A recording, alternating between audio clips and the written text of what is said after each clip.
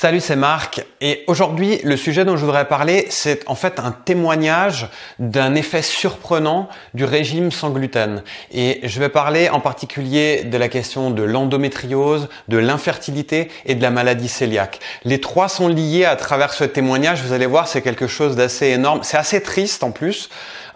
Mais heureusement, ça se termine bien. Donc, suivez-moi bien tout le long du cheminement qu'on va faire à travers cette vidéo. Et puis, vous allez voir à la fin, ça se termine bien, mais c'est vraiment très intéressant de suivre tout le parcours. Donc, on commence tout de suite. Dans le cadre d'une vidéo précédente, j'avais déjà parlé du cas de l'endométriose et j'aimerais revenir un peu plus en détail sur la question de l'endométriose et du lien avec le changement alimentaire, avec le fait d'adopter une alimentation sans gluten en particulier. Et de voir quel est l'impact vis-à-vis des symptômes, des problèmes rencontrés par les personnes qui ont un souci d'endométriose. Et pour ça, j'ai fait quelques petites recherches en faisant la vidéo précédente que j'avais faite déjà il y a un petit peu de temps. Il y a donc des études qui sont plus ou moins liées ou qui font un lien, une association plus ou moins vague entre l'endométriose et le gluten. Et suite à ça, donc moi j'ai fait quelques petites recherches complémentaires et je suis tombé sur une étude, enfin c'est pas vraiment une étude, c'est une étude de cas.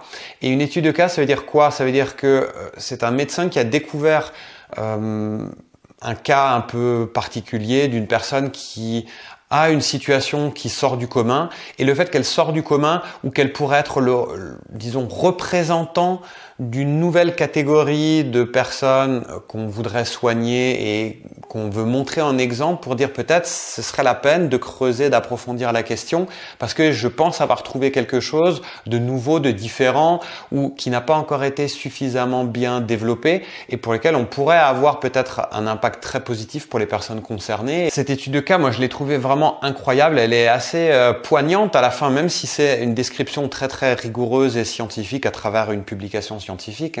Il y a quand même des éléments, si on lit entre les lignes, qui sont assez touchants, assez tristes en même temps. J'ai pris pas mal de notes, je les ai là avec moi. Je vais commencer à vous dire un petit peu les points au fur et à mesure, et puis on va rentrer dans ce cas vraiment en profondeur. Vous allez voir, il y a beaucoup de choses. Donc déjà, c'est une femme de 34 ans qui a été diagnostiquée pour une infertilité en 2010. Donc, elle dit qu'elle a des problèmes d'intolérance au lactose, d'intolérance à la levure et aussi aux œufs. Dans son parcours médical, elle est arrivée chez un gynécologue et aussi chez un médecin spécialiste en infertilité. Et un des points qui a été discuté, évidemment, c'est son parcours médical antérieur, tout ce qui s'est passé avant ce diagnostic d'infertilité. Donc, elle a dit, et c'est décrit dans cette publication, qu'elle était cyclée depuis l'âge de 13 ans et qu'elle avait des règles irrégulières depuis. En parallèle, elle avait également des symptômes de type plutôt digestif, donc avec des problèmes de constipation, des douleurs abdominales chroniques, et elle avait également aussi de la ménométrorragie. Donc moi, je suis pas un spécialiste de gynécologie au sens strict, donc je vais vous dire un peu en quoi ça consiste aussi pour vous, pour vous situer si vous êtes éventuellement concerné de près ou de loin par ces questions-là. La ménométrorragie est donc un saignement utérin irrégulier qui peut être prolongé ou excessif, et ce saignement peut donc être plus fréquent que la normale. En raison de ces problèmes d'intolérance alimentaire, de tous les troubles digestifs dont souffrait cette patiente, il y avait cette hypothèse que cette personne souffrait du syndrome de l'intestin irritable. Là aussi, j'en ai déjà parlé dans d'autres vidéos, je vous invite à vous abonner à la chaîne si vous découvrez cette vidéo et que vous ne connaissez pas trop les sujets que j'aborde habituellement. Donc en fait, la question de l'intestin irritable, c'est typiquement un problème dans lequel on a du mal à savoir quelle est l'origine des symptômes. On sait qu'on a des troubles digestifs, mais on a un peu du mal à les relier en termes enfin, on sait que c'est un problème fonctionnel, mais on ne sait pas exactement d'où ça vient et comment le soigner. En tout cas, les gastro-entérologues. Entre l'âge de 16 et 29 ans, cette personne a donc eu un traitement contraceptif oral pour essayer de maîtriser, de canaliser un peu les problèmes, surtout les problèmes de maux de ventre, etc. Un peu plus tard, on lui a détecté un kyste ovarien du côté gauche qui, après avoir analysé bien la forme, l'anatomie, ça suggérait qu'il y avait un problème d'endométriose. Parce qu'il y a une signature, il y a quelque chose d'assez particulier dans l'anatomie de ce type de kyste. Et suite à ça, il y a eu une décision d'ablation chirurgicale. Donc on a ouvert par laparoscopie. En fait, c'est quand même une incision, même si elle n'est pas très très grande, qui permet d'avoir accès au kyste et de pouvoir l'enlever en toute sécurité. Et dans les 3 années suivant cette première intervention, elle en a eu 3 supplémentaires. Donc elle a chaque fois eu un autre problème. Donc une fois c'était un autre kyste ovarien, ensuite elle a eu des lésions d'endométriose dans la cavité pelvique. Donc c'est toujours dans la même zone, hein, plus ou moins. Et après chaque chirurgie, elle a eu un traitement hormonal de 6 mois d'analogue de GnRH, qui est une hormone qui permet de neutraliser le cycle menstruel et d'éviter la récidive de l'endométriose. Malgré tout, elle a quand même fait 4 chirurgies. Hein. Donc tout ça, pourquoi? Parce que ce qui n'est pas écrit dans l'article et que moi je vais essayer de décoder pour vous, c'est que cette personne avait un problème d'infertilité. Donc ce qu'elle souhaitait plus que tout, c'était avoir un enfant. Et le médecin lui a dit, bon, il y a un problème au niveau de l'ovaire puisqu'il y a un kyste. Ce kyste pourrait avoir un lien avec le problème d'infertilité et si on l'enlève, peut-être qu'on pourra le résoudre. Donc cette personne s'est engagée dans de la boucherie à la chaîne, une fois après l'autre, jusqu'à la 4e intervention, avec l'espoir de pouvoir avoir un enfant. Et c'est vraiment ça le truc, hein. C'est pas le médecin qui a dit tiens on va vous opérer et on voit un truc et hop on opère encore et on opère encore. Non, il y a peut-être aussi cette volonté, ce désir tellement profond de la personne d'avoir un enfant que tout ce qui pourrait améliorer les symptômes, le problème et essayer donc de retrouver cette fertilité, la personne va vouloir faire tout ce qui est en son pouvoir. Et là, il y a toute une phase de boucherie. On va en revenir à ce point-là après parce que vous allez voir la conclusion de l'histoire. Pour moi, c'est presque choquant. C'est presque choquant même que le médecin qui est derrière toute cette procédure a encore publié ça. Vous allez voir, c'est juste énorme. Donc, après toute cette phase de chirurgie, cette femme a essayé de tomber enceinte pendant 2 ans. Elle a essayé de concevoir un enfant et elle n'a pas réussi. Après ça, le médecin a prescrit un traitement particulier donc de l'infertilité par stimulation hormonale et implantation intra-utérine. Donc c'est un protocole classique, mais bon quand même assez puissant, assez lourd. Hein. Suite à ça, donc ils ont essayé d'implanter un embryon directement dans l'utérus pour essayer de le faire s'accrocher pour déclencher la grossesse. Et il y a eu une fausse couche spontanée. Donc ça n'a pas fonctionné. Et juste avant, un 2e traitement de stimulation ovarienne, donc c'est ce protocole dans lequel on utilise des hormones pour vraiment faire libérer des ovules par l'ovaire, les récupérer et ensuite faire une implantation. Enfin, c'est tout un protocole.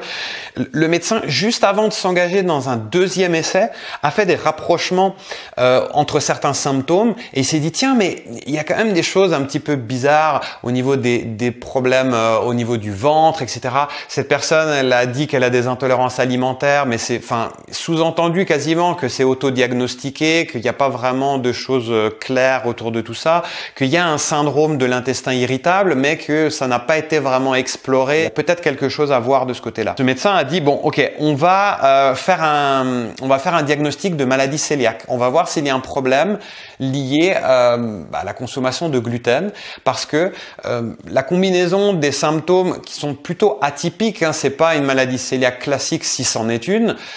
C'est exactement pour ça que c'est passé entre les mailles du filet et que ça n'a pas été testé auparavant. Mais là, du coup, le médecin décide, tiens, même si ça a l'air un petit peu bizarre de partir sur quelque chose de plutôt un trouble gastro-intestinal plutôt que de continuer dans le domaine de la gynécologie, puisque le problème initial, c'est bien un problème d'infertilité, il y a eu ce déclic quand même de voir pour la maladie cœliaque. Et surprise, la maladie cœliaque a été confirmée. Donc, Cette personne a fait, bon, pour moi j'appelle ça quasiment de l'errance médicale, c'est que c'est proche d'une impasse médicale, c'est qu'il y a une infertilité dont la cause est inconnue, on a éliminé des kystes, on a fait des interventions chirurgicales à la chaîne, on a fait de la chirurgie, de la boucherie pour essayer d'éliminer tout ce qui pourrait être source de problème en se disant avec un grand mouvement d'espoir que peut-être ça arriverait à résoudre le problème d'infertilité, pour à la fin partir sur quelque chose qui est complètement, enfin presque désespéré. On va se dire bon ok, je suis gynécologue, mais je teste quand même la maladie cœliaque pour voir s'il y a un lien éventuel avec le problème d'infertilité, parce que c'est quelque chose qui est connu dans le cas de la maladie cœliaque. Il y a un risque d'infertilité qui est accru, ça c'est connu, mais dans ce cas-là, cette personne, elle vient avec l'infertilité. La maladie cœliaque, c'est 1 cas sur 100 dans le meilleur des cas, et du coup, il y a peu de chances que cette personne soit concernée. C'est vraiment un hasard si ça arrive. Et là, il se trouve que le hasard a fait que oui, elle était concernée. C'est fou. Donc du coup, elle enclenche sur un régime sans gluten strict. Et suite à ça, au bout de 3 mois, elle a refait des prises de sang, des analyses, celles qu'on fait typiquement pour la maladie cœliaque. Et là, du coup, les anticorps spécifiques sont à des taux normaux. Il n'y a plus les signes d'une maladie cœliaque. Donc ça, c'est une bonne nouvelle. Ça veut dire que le régime sans gluten marche. Ça ne veut pas dire qu'elle est guérie, parce qu'une maladie cœliaque, on n'en guérit pas. La seule chose qu'on peut faire, c'est passer à un régime sans gluten et le suivre de manière stricte à vie. Donc ces personnes-là voient une amélioration des symptômes qui ont été reliés à la maladie cœliaque, donc tous les troubles digestifs, gastro-intestinaux. Elles tombent enceintes dans les 6 mois après avoir commencé un régime sans gluten. Donc ça, c'est la nouvelle énorme. Enfin, c'est le happy end, c'est la fin joyeuse de l'histoire. C'est qu'elle met en place un régime sans gluten après être passée par toute une batterie de chirurgie, d'examens, de plein de choses qui n'ont pas marché, des fausses couches même dans les tentatives d'implantation d'embryons par fécondation in vitro. Enfin, le truc de folie, quoi. Et à la fin, un régime sans gluten a résolu son problème d'infertilité en moins de 6 mois, alors qu'avant, pendant plus de 2 ans, elle a essayé d'avoir des enfants et ça n'a pas fonctionné. Donc, il n'y a eu aucune complication pendant la grossesse et comme on dit dans ces cas-là, le bébé est né et se porte bien et la maman aussi. Donc, c'est génial. Enfin, la conclusion de cette histoire, c'est vraiment, enfin, je trouve que c'est un cas. Heureusement que ce médecin a décidé d'en faire une publication et d'en parler, parce que pour moi, c'est tellement représentatif de la difficulté à avoir un diagnostic. Je vais parler maintenant de l'endométriose en particulier, mais c'est aussi vrai pour la maladie cœliaque. Et quand on combine les deux, on multiplie encore les problèmes. Il y a des fois 10 ans de décalage entre le moment où les symptômes d'une endométriose commencent à apparaître et le moment où on en fait le diagnostic. Cette personne était typiquement dans ce cas-là. Donc, pour prolonger un peu cette discussion, il y a plusieurs choses que je voudrais discuter. Je vais juste les mentionner parce qu'il y aurait tellement à dire. Je vais juste essayer un petit peu d'élargir la discussion maintenant. La première chose, c'est que dans la maladie cœliaque, là aussi, il y a souvent un décalage entre les symptômes et le moment où le diagnostic de la maladie est fait. Et ça peut provoquer des problèmes, des complications pendant des années et des années avant d'arriver à résoudre et à améliorer les choses. Et il y a aussi des situations de symptômes atypiques ou même de cas asymptomatiques, c'est-à-dire aucun symptôme apparent. Un des points liés à la fertilité et qui est discuté dans cet article, dans cette étude de cas, c'est le déficit en micronutriments qui est dû à la maladie cœliaque. Donc la maladie cœliaque, elle attaque l'intestin. Ensuite, on a un problème d'assimilation des nutriments. Et comme les nutriments sont mal assimilés, ça peut créer des déséquilibres. Et ces déséquilibres pourraient avoir un lien avec les fausses couches, avec les problèmes pour avoir un enfant. Et ça c'est connu. Et il y a une infertilité qui est liée à la maladie cœliaque, qui est connue et qui est due à ça, justement, à ces déficits nutritionnels. Ensuite, quand on parle d'infertilité et de maladie cœliaque, il y a beaucoup d'études qui sont non conclusives ou contradictoires. Donc il y a des études qui disent on a vu une tendance, mais ça n'est pas significatif. En tout cas, les statistiques ne sont pas fiables. Il y a plein de cas différents dans lesquels il y en a qui disent blanc, d'autres qui disent noir. Après, il y a toutes les nuances de gris. Et puis on se retrouve avec pas de conclusion. C'est exactement ça le problème. Ensuite, les médecins qui ont fait cette publication d'études de cas disent bon, peut-être ce serait bien de peser de mettre sur la balance le faible coût des tests sanguins pour confirmer une maladie cœliaque et la lourdeur et la complexité des interventions en cas d'infertilité. Donc cette personne-là, elle a eu toute sa chirurgie pour les situations d'endométriose, la fécondation in vitro, la stimulation hormonale, enfin toutes ces choses-là qui sont quand même des traitements lourds et coûteux. Et bon, c'est quand même puissant, hein, c'est pas, on s'amuse pas hein, quand on fait ça. Quand on compare les deux et qu'on voit la conclusion de cette histoire-là en particulier, ça vaut peut-être la peine de prendre le temps de regarder s'il y a un lien avec la maladie cœliaque, ou en tout cas un lien avec le gluten, quand on a un problème d'infertilité ou des complications de grossesse. Et puis, il y a de nombreuses hypothèses pour expliquer l'association entre infertilité et endométriose.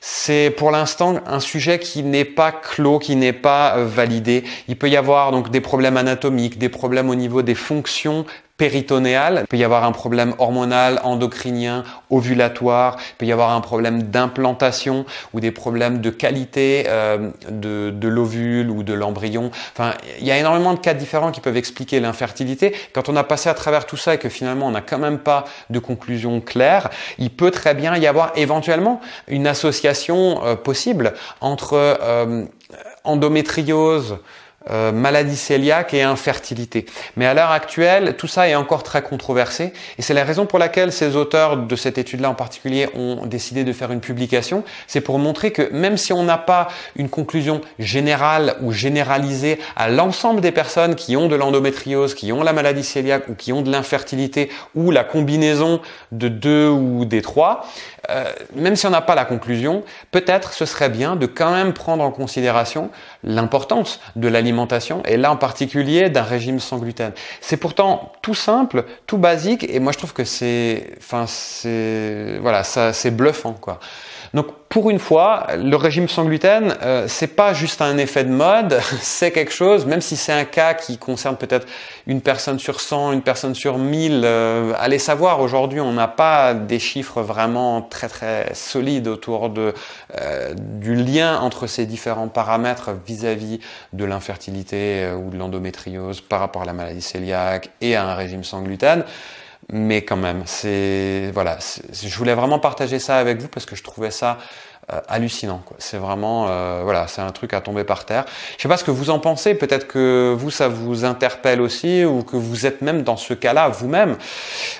Si par contre vous vous dites, je suis en train d'investiguer, d'essayer de comprendre s'il y a un lien, si j'arrive à résoudre mes problèmes en utilisant une alimentation sans gluten, moi je vous invite à être très très vigilante quand vous rencontrez des informations sur Internet à droite à gauche autour de la mise en place d'un régime sans gluten, parce qu'il y a énormément de pièges, il y a énormément d'erreurs, il y a énormément de gens qui tâtonnent et qui perdent du temps ou qui excluent l'idée que le régime sans gluten pourrait les aider avant d'avoir vraiment été au fond des choses, simplement parce qu'ils n'ont pas les bonnes informations de la bonne manière et au bon moment. Et moi, ce que j'ai essayé de faire, c'est de proposer un cours gratuit qui permet de discuter et puis d'éviter 4 erreurs principales que font les gens quand on débute un régime sans gluten. Et moi, je vous invite, si vous souhaitez suivre ce cours, à vous inscrire dans le lien qui se trouve juste en dessous, donc dans la description qui accompagne cette vidéo. J'espère que cette vidéo vous a plu. Moi, je vous dis à très vite pour la prochaine. Ciao, ciao!